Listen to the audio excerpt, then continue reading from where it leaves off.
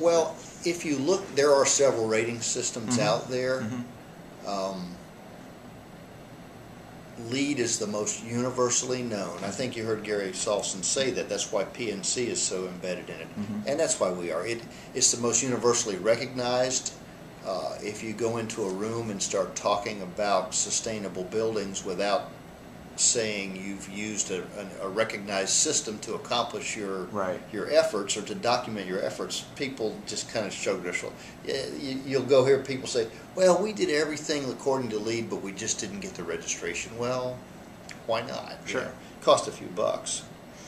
I always liken it, I always say it's the dipstick. It's the most universally accepted dipstick to measure your oil with, to measure your sustainability. The thing that sometimes, when we do a LEED certified building, facilities planning and construction controls that process, but a lot of times the people that occupy the building, the thing we've had to overcome is to say, okay, we're going to buy a green PowerPoint here in the LEED rating system, or we're going to increase the efficiency of the air handling system. And it's going to cost a little bit more for those air handlers up front, but the payback is there. You get somebody that's going to pop up and say, I'd rather have any money that you're going to spend back in square footage. Right. Well, it just doesn't work that way. We've implemented it into a standard system where they don't get to ask those questions anymore. It's in the UF construction standards, and they say that you're going to do this and you're going to achieve this. And it took it off the table for discussion with people that weren't concerned. Right. The LEED rating system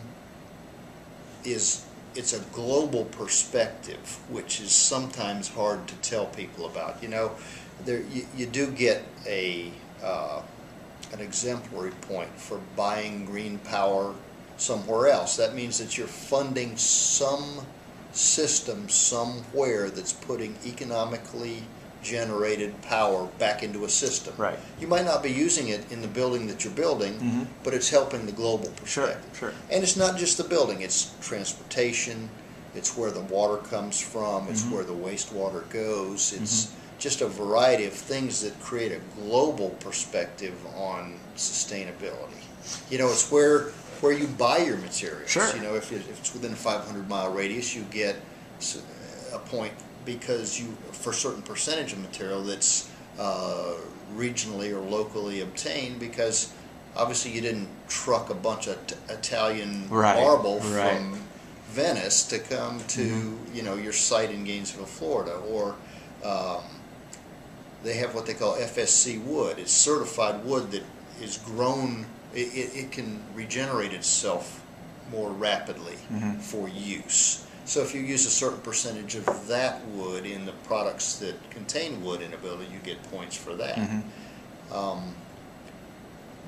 But in looking at analyzing those things, you pay a little bit more for certified wood. You might pay a little bit. You generally don't pay more for regional materials, but you might. You might pay a little bit more to segregate your waste into recyclable containers, so that the glass and the wood and the paper products go to different places for reuse. But you're benefiting the global sustainability effort.